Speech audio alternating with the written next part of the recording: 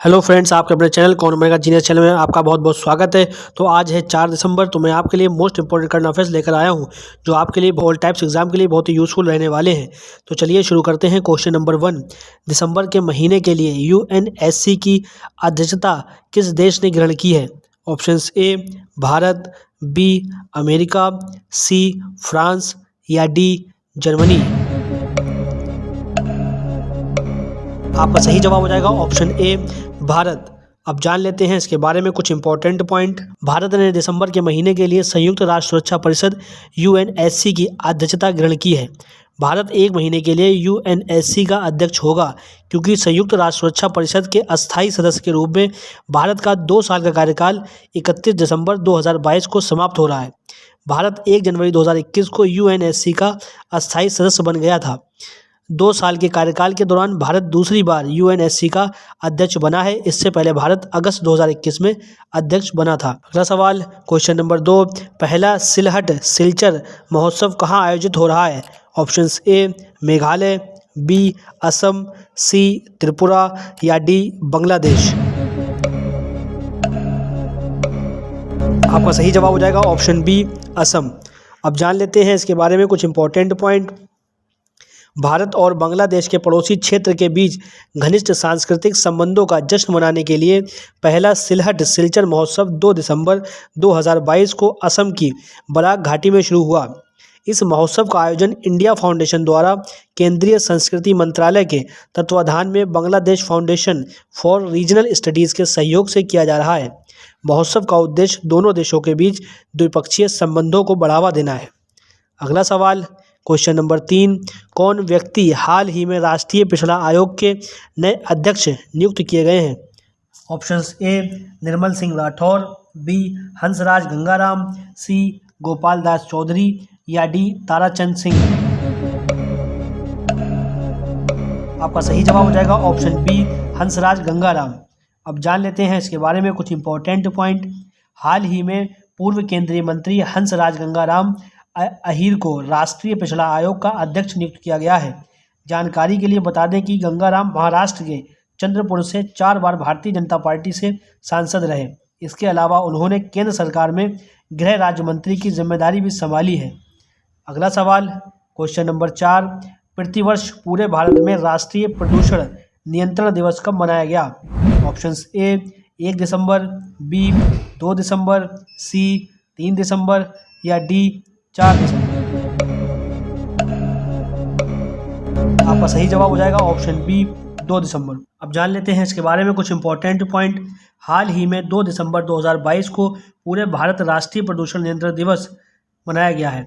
पाठकों को बता दें कि यह दिवस प्रतिवर्ष 2 दिसंबर को 2 और 3 दिसंबर की रात भोपाल गैस त्रासदी में अपनी जान गंवाने वाले लोगों की याद में मनाया जाता है। अगला सवाल क्वेश्चन नंबर 5, हाल ही में 1 दिसंबर 2022 को सीमा सुरक्षा बल बीएसएफ ने अपना कौन सा स्थापना दिवस मनाया है? ऑप्शंस ए 56वां, बी 57वां या सी 58वां या डी 60वां।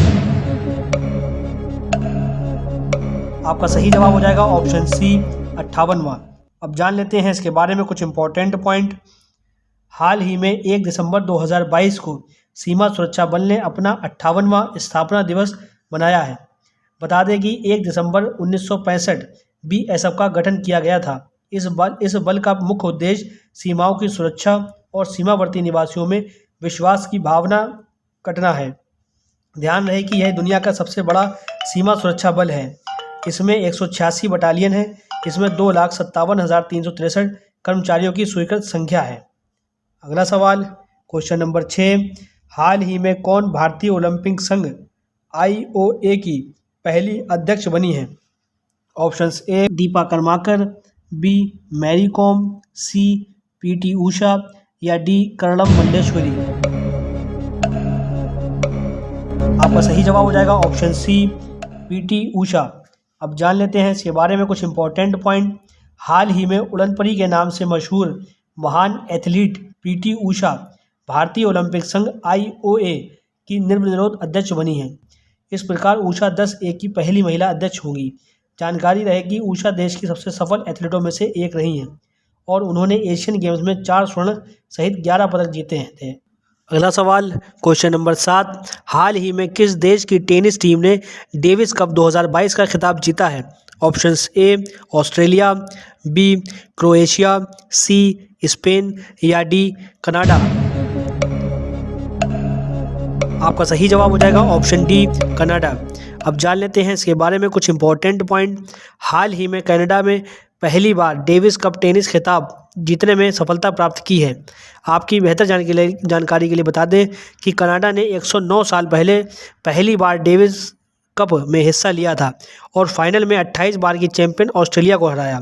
यहाँ इस मुकाबले में दुनिया के 6ठे नंबर के खिलाड़ी फेलिक्स अगर एलेस्मी ने दूसरे एकल में ऑस्ट्रेलिया के एलेक्स डी मिनाउर को 6-3, 6-4 से हराकर टीम को 2-0 की अजय बढ़त दिला दी।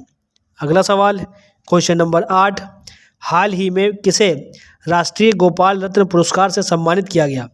Options A Purushottam Rupala, B doctor Sanjeev Kumar Balyan, C Babu Rajendra Prasad या डी इनमें से कोई नहीं।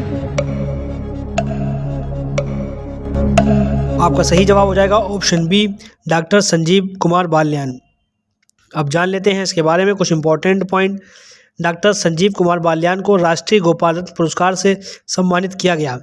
इनको क्यों सम्मानित किया गया? केंद्रीय पशुपालन और मत्स्य पालन का ये सबसे बड़ा रत्न पुरस्कार है। ये डॉक्टर संजीव कुमार बाल्यान को देश में दूध उत्पादन और कृत्रिम गर्भाधान, किसानों, सहकारी समितियों, तकनीशियों के लिए राष्ट्रीय गोपाल रत्न पुरस्कार प्रदान किया गया। कब और कहाँ? बाबू राजेंद्र प्रसाद अंतर्राष्ट्रीय सम्मेलन केंद्र JKVK कैंपस बेंगलुरु कर्नाटक में। ये राष्ट्रीय दुग्ध दिवस समारोह में राष्ट्रीय गोपाल रत्न पुरस्कार पशुधन और डेयरी क्षेत्र में सर्वोच्च राष्ट्रीय पुरस्कारों में से एक है। अगला सवाल क्वेश्चन नंबर 9, नेत्रहीनों के लिए तीसरा T20 विश्व कप क्रिकेट टूर्नामेंट कहाँ आयोजित किया जाएगा? Options A Bharat, B Sri Lanka, C New Zealand या डी बांग्लादेश। आपका सही जवाब हो जाएगा ऑप्शन ए भारत। अब जान लेते हैं इसके बारे में कुछ इंपॉर्टेंट पॉइंट। नेत्रहीनों के लिए तीसरा T20 विश्व कप क्रिकेट टूर्नामेंट भारत में 5 से 17 दिसंबर 2022 तक आयोजित किया जाएगा। विश्व कप 2022 के भाग लेने वाले देश ऑस्ट्रेलिया, बांग्लादेश, नेपाल, पाकिस्तान, दक्षिण अफ्रीका, श्रीलंका और भारत हैं। इस चैंपियन का आयोजन 2012 से किया जा रहा है। अगला सवाल क्वेश्चन नंबर 10, हाल ही में विजय हजारे ट्रॉफी 2022 किसने जीती? Options A Maharashtra, B Saurashtra, C Madhya Pradesh या डी विदर्भ। आपका सही जवाब हो जाएगा ऑप्शन बी सौराष्ट्र। अब जान लेते हैं इसके बारे में कुछ इंपॉर्टेंट पॉइंट। सौराष्ट्र दूसरी बार विजय हजारे ट्रॉफी जीती। विजय हजारे ट्रॉफी 2022 के फाइनल मुकाबले में सौराष्ट्र ने महाराष्ट्र को 5 विकेट से हराया। फाइनल का सर्वश्रेष्ठ खिलाड़ी शेल्डन जैक्सन 135 गेंदों में 133 रन बनाए। और प्लेयर ऑफ द टूर्नामेंट कौन बना? Player of the tournament Ruturaj Gaikwad, जिन्होंने 5 मैच खेले और रन 660 बनाए, यानी कि किस एवरेज 220 रन के एवरेज से। और सर्वाधिक रन एम जगदीशन ने बनाए, तमिलनाडु के जो हैं 830 रन 8 पारियों में। आशा करता हूं कि आपको हमारी वीडियो पसंद आई होगी। अगर आपको हमारी वीडियो पसंद आई हो तो आप इसको एक प्यारा सा लाइक कर दें और चैनल पर नए हैं चैनल को आज ही सब्सक्राइब कर लें और बेल आइकन का बटन दबाना ना भूलिएगा, ताकि आपको ऐसे ही मोस्ट इंपॉर्टेंट करंट अफेयर्स की वीडियोस के नोटिफिकेशन मिलते रहें। और अपने फ्रेंड्स एंड फैमिली में वीडियो को शेयर भी करें। तो मिलते हैं नेक्स्ट वीडियो में। जय हिंद, जय भारत।